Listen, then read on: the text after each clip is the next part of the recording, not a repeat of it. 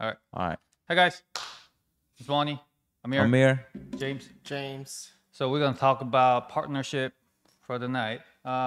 So what is partnership? Partnerships. So I'm gonna go through a quick 2-minute little guideline of what I look for in partnerships, starting with trust. Usually that's gonna be a family member, friend, boss, mentor. It could be anyone. But trust is not only about money. Yes, I mean, you want to trust the person with money, but also if that person can perform, if that person is capable, you know what I mean? So that's the first one. Trust is the first barrier in a partnership. Then I don't think we're focused. Anthony, the camera one is not focused. Are we live? Camera 2 is not focused either then. Yeah. Okay. All right. Well, then, yeah, it's focused. Let's go ahead. Yeah. All right. So trust, usually. Resourcefulness. You know, I mean, you want to bring resources to the table in a partnership. Otherwise, you're probably not going to be in the partnership. Resources, first one is money. Now, if you're bringing money to the table, that's the least of the resources you can bring, because then you're only entitled to maybe a 10% share of the profits. If you're not bringing a lender brings in money and he's entitled to 10%. What kind of investment is this? The money partner is getting 10% only? Absolutely. Like if I don't need the money with my resources, you know, I can get loans. Right. I can bring in contractors that are partners where I don't even have to bring in anything. Now, money is the least of my worries. Someone has to bring in something of value, like you do in our partnerships. You bring in your architects, you bring in your escrow company, your brokerage, you know, all your knowledge, and your money. I wouldn't even partner with you if you were just bringing money to the table. Right.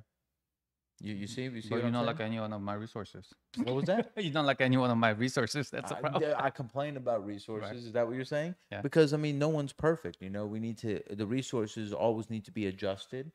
Just like what I bring to the table, I bring the deal usually, and I bring the property management to the table. Sure. And that's my experience and my ability and all that.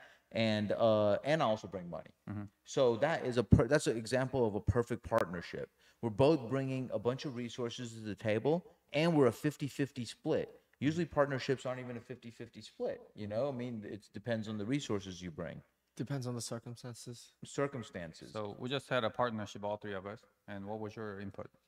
It was good. You know, I think it was a good experience because Amir brought the deal, and you know, Mr. Kim funded the structure. We used your, you know, escrow company and whatnot, and then also we had, you know, your employees that was handling the utility, the maintenance of the properties and whatnot, title transfer, everything. I did the project management because I've been wanting to learn how to, you know, to hire and manage contractors. So I've been wanting to learn how to rehab and renovate the properties, and it was a great opportunity. And I think, you know, everybody played a role. You know, Amir, you know, throughout the process, Amir definitely guided me. I would ask him a lot of questions. I would literally bother the crap out of you time to time, you know, and but it was necessary. I could only imagine.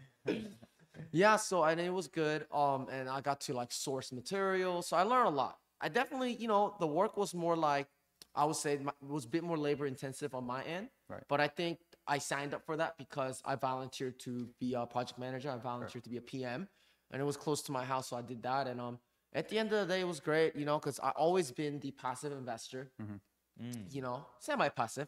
I'll be. No, that's good. Now you were hands-on. I'm always calling. I'm that one investor that's always calling and checking up on stuff. But that's good. Now you were more hands-on. Yeah. So that was a special exception because the property was very far off from you guys' normal market, which is LA County. That was all the way in Norco.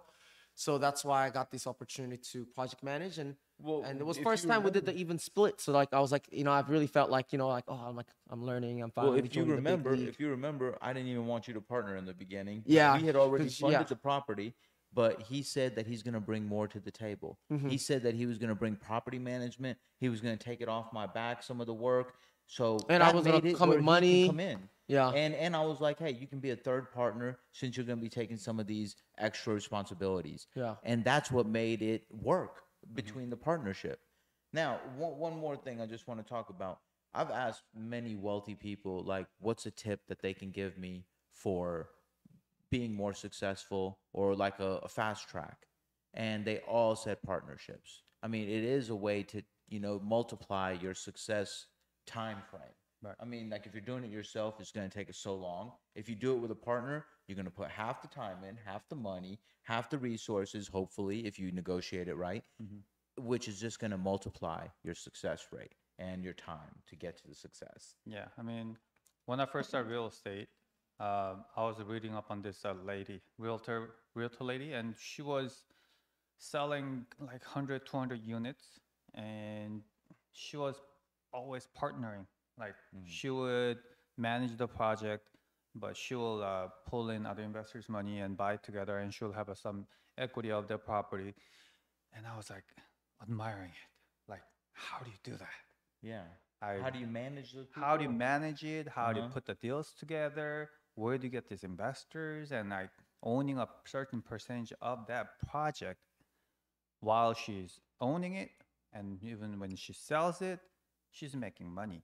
Oh yeah, And I'm like, cash flowing, all flowing. through it. And it doesn't always have to be a business partner that's, is like serious or committed. It could just be business associates. You just want to build your network, because your net worth is your network. So even if you don't get into like a serious business, there's people you want to have a lot of people that you're working together, and sometimes they can fill the hole, they can supplement you.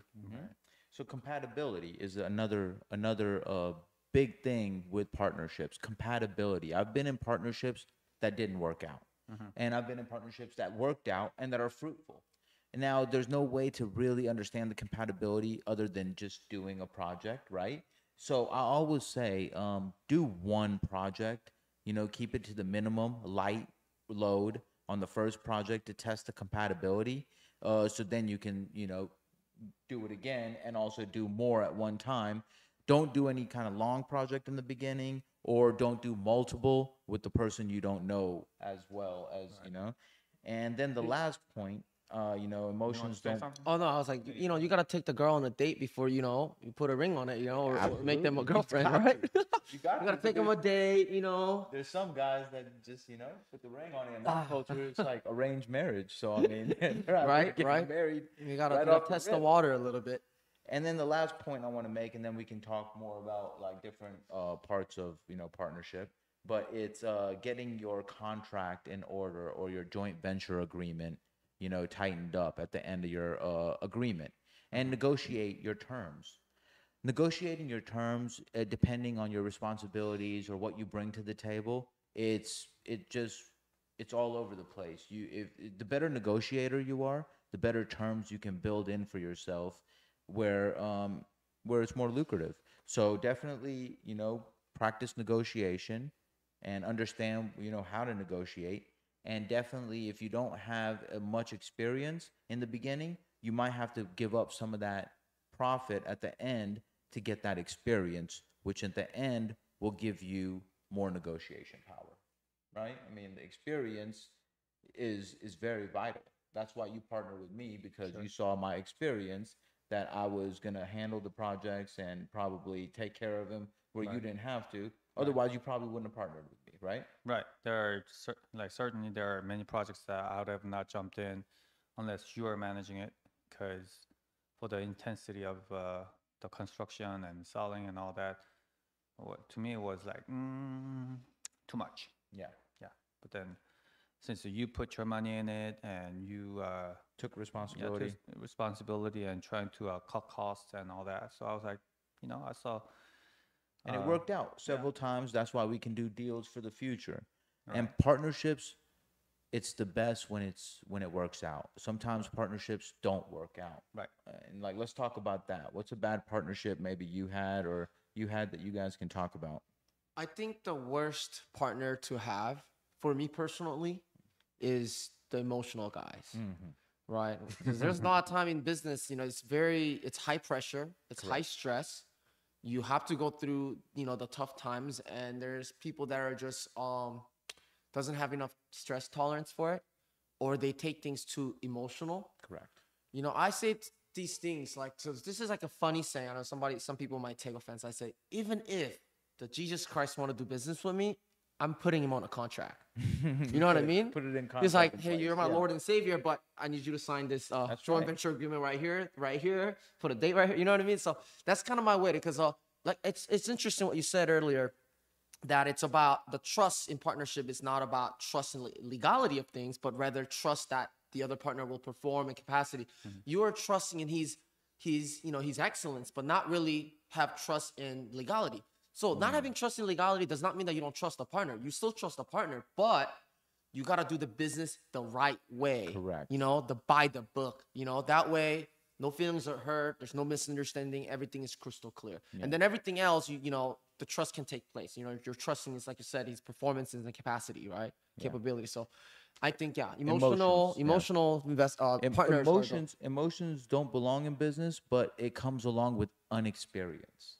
That's where the emotion breaks in. When people are unexperienced, they're worried, they get emotional. They're not used to like cutting out emotions in business. Also, when I first started business, I was probably emotional. I took things in as stressful. I had to learn over time that, you know, emotions don't belong in business. That kind of like, it's volatile. It doesn't make you make good decisions even. Yeah. You know Ask what I the mean? stock traders, you know? Yeah. You for emotional stock traders, dude.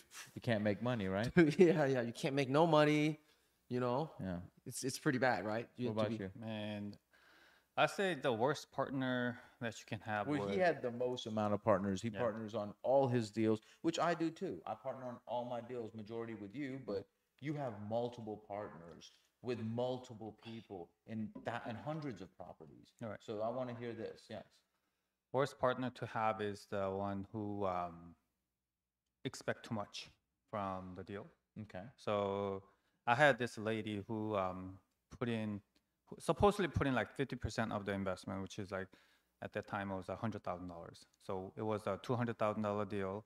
I mean, you're supposed to put in $200,000 to make the deal happen, but she committed to putting in $100,000. But then at the end of the day, she only was able to come up with the $40,000. So I filled in the rest. So deal structure was heavily, upon me rather than hers. So whether the deal does go well or not, she was gonna take, a small portion because her input was so small. Right. And at the end of the day, we did really well.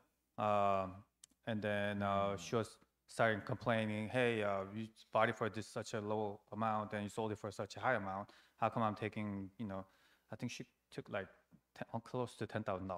That's 25%. That's good. That's a great Exactly, investment. like $40,000 and she took $10,000 profit. And I'm like, that's great. And she was complaining.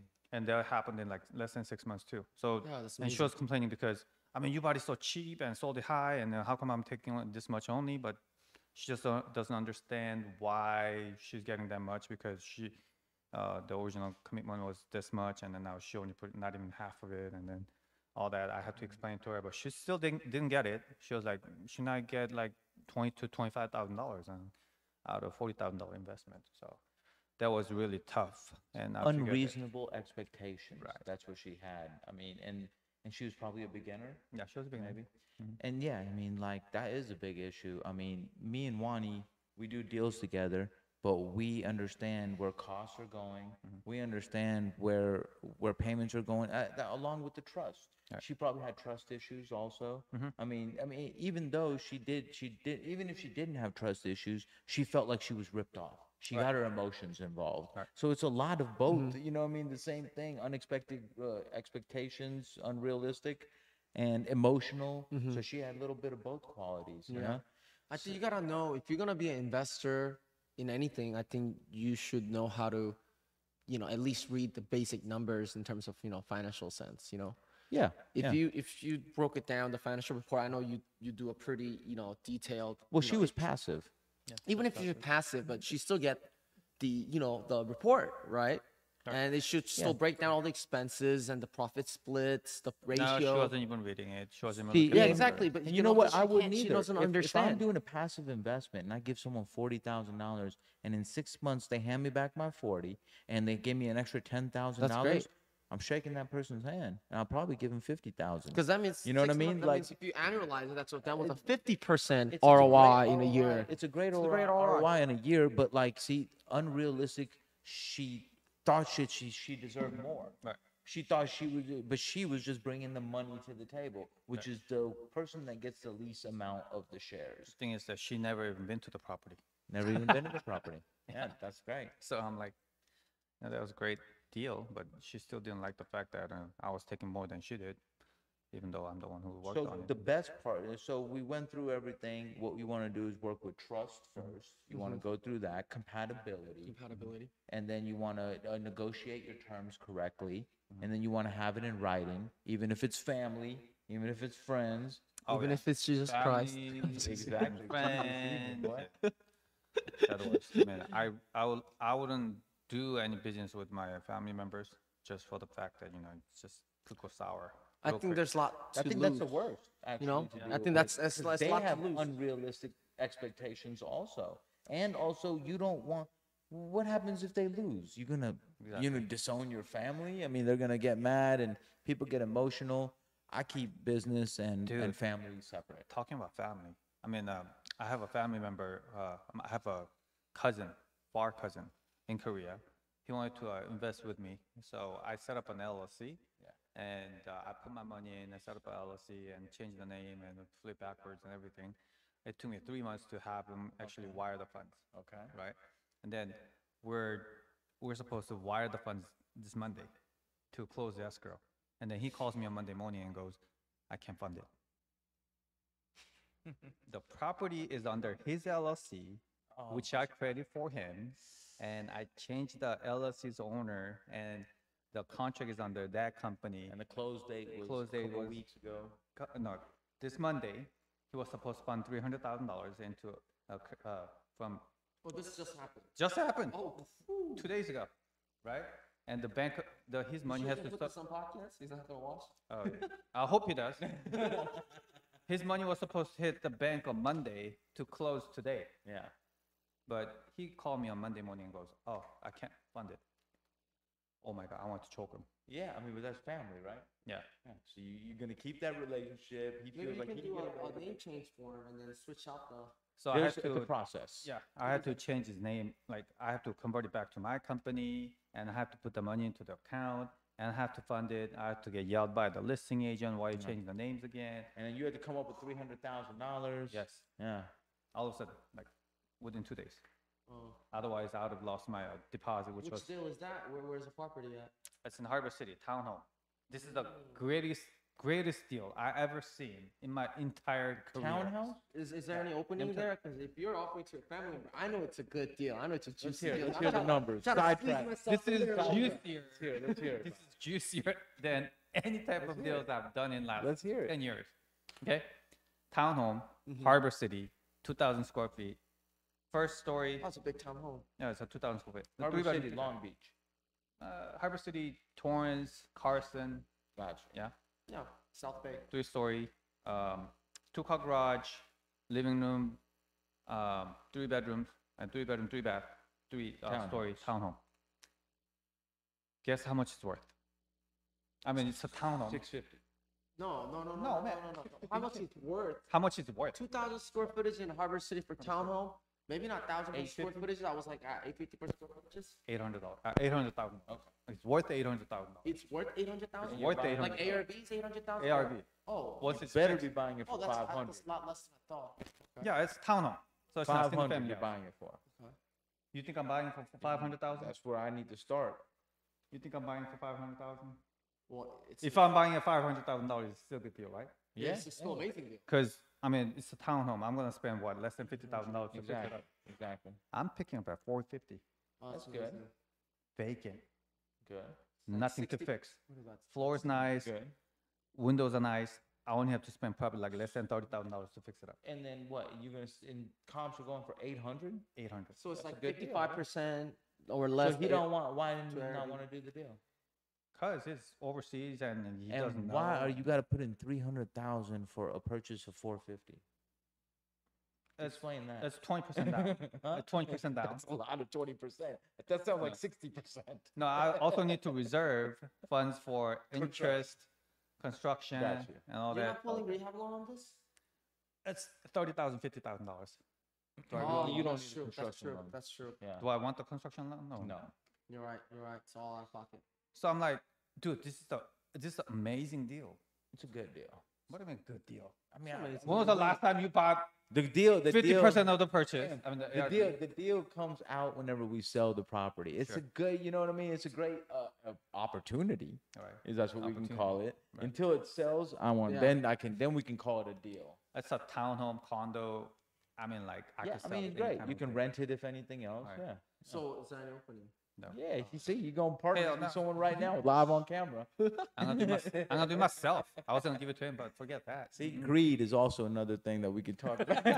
But Shoot. next week we're gonna talk about employees, I think, right? More about employees. Employees?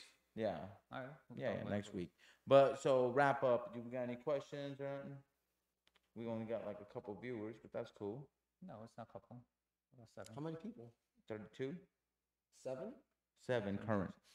Concurrent views. Come on, one of you guys, one of you 7 people, ask a question. There's only one looking at it right now. How much did we Oh, no, it's likes. How much time are we in this thing? Should we 20 end it? minutes. Let's end it. 20 Or any other questions? Let's do it. You want me to wrap it up real quick and like give you like a rundown of what we talked about? I don't know. So what we talk about? Partnership. Partnerships are necessary for you to grow. Yes. You will grow faster. You could grow exponentially Correct. if you have the right partners. And you're gonna need you need to put in your resources to be a partner. It could be money, it could be experience, it could be the team, or it could be any let's say like what is it? The Escrow property. company, or you could find a property. Escrow company, loans, any Let me real give estate you a perfect experts. example. Hey, if someone comes in and doesn't have any of that stuff and just be like, I want to partner with you somehow. Well, what can you bring to the table? How can you take some work off my plate? Right. Yeah. I But you mean, need to understand what they have to go through in order for you to actually help them out. So meaning, so if that person has to manage the project, then jump in and say, hey, I'll manage the project. I'll go to the well, if property that every person day." has no experience, why would I want to hire that person to manage the project? That's what I'm trying to say. Like, you have to be creative whenever you come to the negotiation table of partnering with someone. You're going to have to come with some education, some resources, something to take off the table for the person to even want to manage or partner with you. You gotta ask them what they're struggling with, or Yeah, you know, what they or need. like he was asking, the camera guy was asking, like, how can I partner with you? I'm like, if you only bring money to the table, I probably won't partner with you. I would. Well, you Well- that's the business you run, and also he would only give you 10% with profit. Right. You know what I mean? Like, so it's the money will go down. Well, how do I own a bigger percentage? You got to be creative. Tell me that you're gonna make a documentary on the whole thing. Right. Add some resource that is unstoppable that I cannot refuse. If he's a camera guy, he can make a documentary of the whole process. He's like, I can market this thing. I can get more deals from us. Hey, you can partner with me on this one because I would love a documentary on fixing a home. Right. You know what I mean? That's a way that he got into that project by thinking creatively. So I mean, like, there's all kinds of ways to bring your resource to the table, right? Like you did. Like, I'll sell the deal. I'll keep the money in the system, in the investment. Right. You know, I'll use my agent. I'll use my architects. You can use my contractors.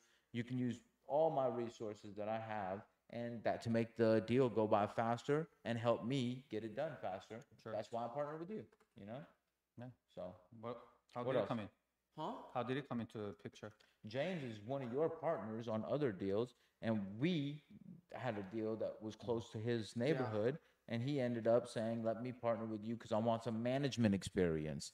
So I decided to bring him in, give him the experience. Now he has the experience where he can come to the negotiation table and say, I have management experience. I can take over the project. I can do this. I can do that. I can bring this to the table where you don't have to, where he's going to do another deal with Yeah, us. so sometimes when you don't have whether, you know, the education or the experience to add like, you know, value, sometimes you just gotta, you know, offer sweat equity. Be like, look, Yeah, I'll offer my time. Good job. I'll drive over. That's kind of what I do, Good right? job, I did, you know what I did? I did the, you know, Work I for run my free. own business, you know, I'm a business owner myself, I'm an investor, my full-time investor myself, but I literally loaded up the bags, like a half pallet worth of gravels Good. into my truck from Home Depot, and then I brought it over to the house. and I laid gravels in the backyard. It took me the whole afternoon and the evening. It I started remember when the he sun called was me. up. He called me and told me that he's gonna do that, and I said that's what property managers do whenever they can't find someone to do it. I was like, get out there and do it. Yep. And congratulations, man. That's a winning quality. You know, that's good. You gotta do whatever you gotta do to make it work. You know? That's right. You gotta be resilient. Resilient. Resilient, And ingenuity. Use your ingenuity to get things done. Look, when I first started, I partnered with the person that I used to sell houses to, and I did everything pretty much for free, and I took less on the profits than him. I offered more to him because I was a beginner, because I wanted that education. And that education provided me enough knowledge to negotiate better terms for future deals. That education he taught me. You know, so I had to give up negotiation power to get negotiation power later. You guys understand? Yes, yes. Lose now so you can win big later. Exactly. You got to do whatever it takes. You Use know, the to get battle out. so you can win the war. Education is worth money. Information is worth money. I mean, yeah. Yeah, good point. There you go. Let's do this. Let's get this money. So when are we doing another partnership? This is what it's all about. More of these. Another project. Coming We gotta soon. do another project. Bring one to the table and we'll analyze. Now I gotta find one too. Hey, yeah. Oh, yeah. Bring more to the table, and then you can negotiate better terms for yourself. Exactly. I got one right now. It just got texted. Oh, well We'll then, discuss that after this. there you go. We'll talk about it in another podcast. All right, then. We just talked about how to have how we can have a successful partnership and what you can bring to the table, so you can be more valuable to the partnership. Now, what are we going to talk about next week? We're talking about employees. Since he has like 50 employees, I have 2 employees.